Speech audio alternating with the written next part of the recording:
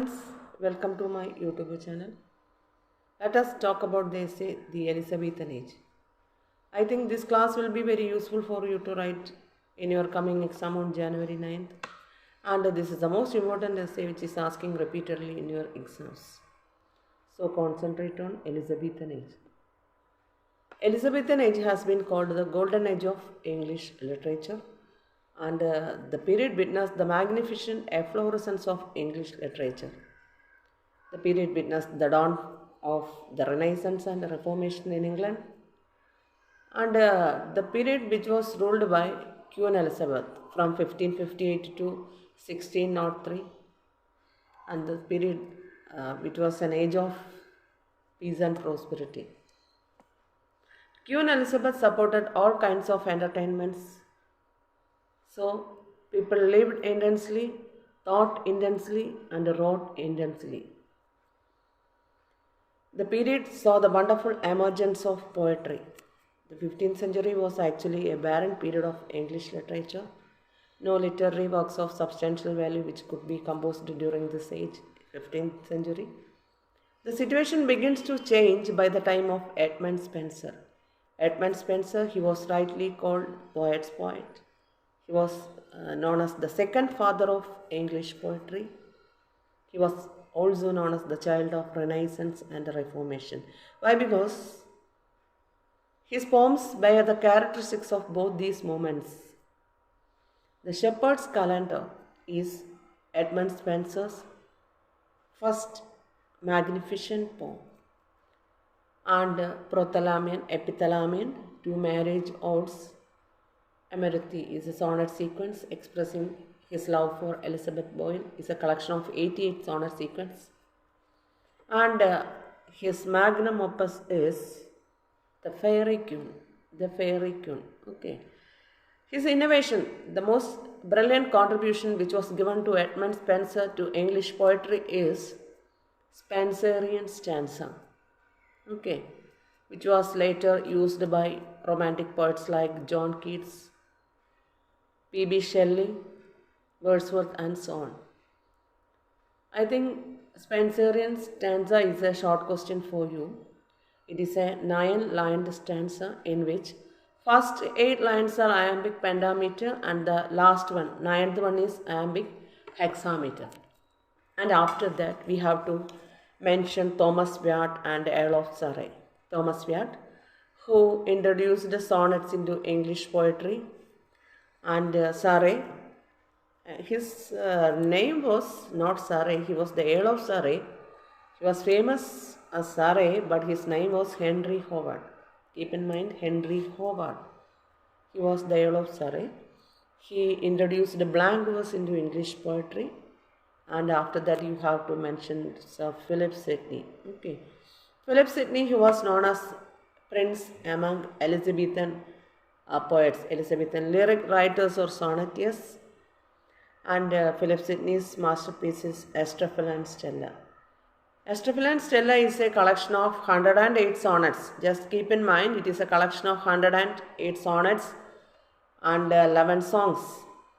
Okay, and next is the most famous, most brilliant Elizabethan poet, which is William Shakespeare. William Shakespeare, the greatest of all Elizabethan poets. William Shakespeare is most popularly known as a dramatist. Okay, he has to credit 2 long poems, Venus and Adonis, Rape of Lucrece, as well as sonnet sequences 154. He was credited 154 sonnets for its originality. Okay, next you have to mention John Donne too. John Donne and his group of poets, metaphysical group of poets. The leader of that group is John Donne, and the terms metaphysical, the terms meta and physical, which was coined by Dr. Johnson and applied this term to the group of poets by John Dryden, the great Restoration poet. Okay. The other exponents of metaphysical school were Andrew Marvell, Richard Crashaw, Henry Vaughan, George Herbert, Abraham Cowley, and so on.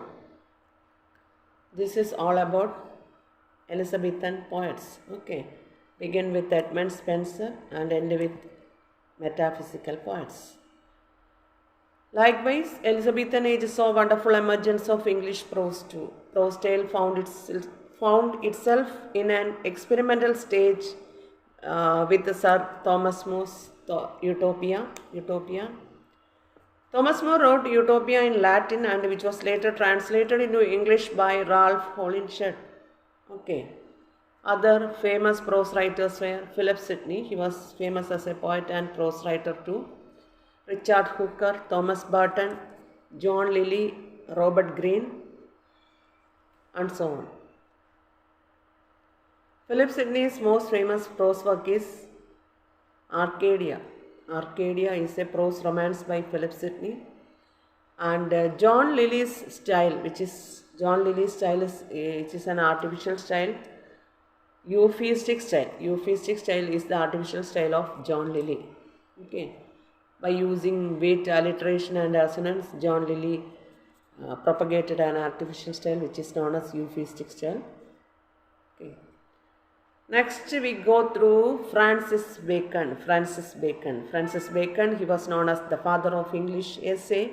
He was not only introduced a new literary form into English, but also rendered a considerable service to the development of English prose.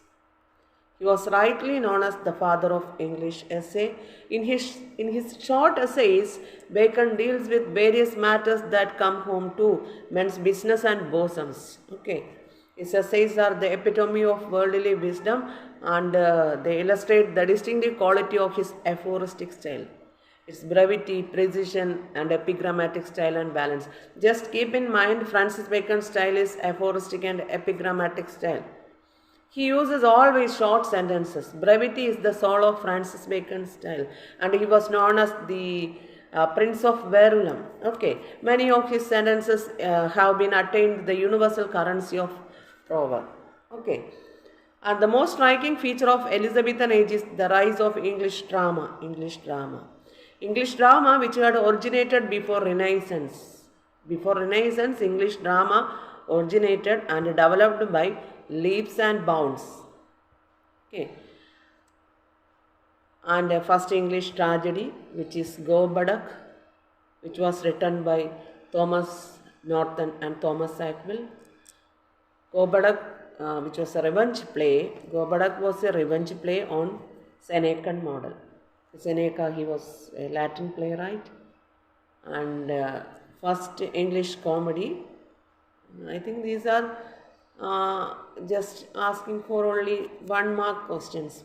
Which is the first English tragedy and which is the first English comedy? Okay, Ralph Doister is the first English comedy, which was written by Nicholas Flaubert. And next we go through William Shakespeare. He was a poet, playwright, and a greatest genius in the world of English letters. His literary output was voluminous, having penned 37 plays, 154 sonnets, and 2 long poems. His literary career spreads over 24 years and can be divided into 4 periods. Actually, William Shakespeare's literary career, which spans from 24 years, and which can be divided into 4 periods. The first one is that of the period of experimentation. The second period or the period of rapid growth. And the third period or the time of full maturity. And the fourth one is the period of serenity. Okay. The first period, the plays of his time are written in blank verse and in he used extravagant language in his first period, that is the period of experimentation. The 2 long narrative poems, Rape of Lucrece, Venus and Adonis, belongs to this period, and the Comedy of Errors, Richard II, Richard III, etc. belongs to this period. And the second period is the period of rapid growth. The plays of this stage are more carefully written and the plots are much better than those of his earlier plays. Why? Because earlier plays are which belongs to the period of experimentation. He just experimented with plays. Okay, he uses extravagant ornamental languages in his earlier plays, and the second period is the period of rapid growth. The plays of this stage are more carefully written, and the plots are much better than those of earlier plays. In this phase, in the second period, he wrote Romeo and Juliet, Henry IV, As You Like It, etc. Third period, which is known as the period of bloom and full maturity. In this period, he wrote Twelfth Night, Julius Caesar, Hamlet, Othello, King Lear, Macbeth, etc. Okay. And the last period, or the fourth period, is that of the period of serenity. In which period he wrote Coriolanus, Pericles, and the Tempest. Okay, the Tempest is the last play of William Shakespeare, and the Tempest is a romance. Okay, romance of Ferdinand and Miranda and so on. And William Shakespeare, the greatest dramatist, is not only in English literature but also in world literature too. Okay. In Elizabethan period, you have to mention Ben Jonson as a dramatist. Okay. After William Shakespeare, you have to mention Ben Jonson too. Ben Jonson, who was friend of Shakespeare, the next literary genius noted for his comedies, which is constructed on the basis of the theory of humors, every man in his humor, every man out of his humor, are his early comedies, are the early comedies of Ben Jonson. All Porn, subtitle is The Fox. Epicene, subtitle is The Silent Woman. And The Alchemist is his middle comedies, and these plays show Jonson at his best in the dramatic art, while his later comedies show the decline of his dramatic power. Okay. The Elizabethan reflect the national heart and intellect as no form of art has done at other time. Thus, the greatness of Elizabethan literature is the glory of Elizabethan Age. I forgot to add this university bits in Elizabethan drama, so you just add university bits too. Without university bits, this essay is incomplete. Okay, before Shakespeare, you just add university bits.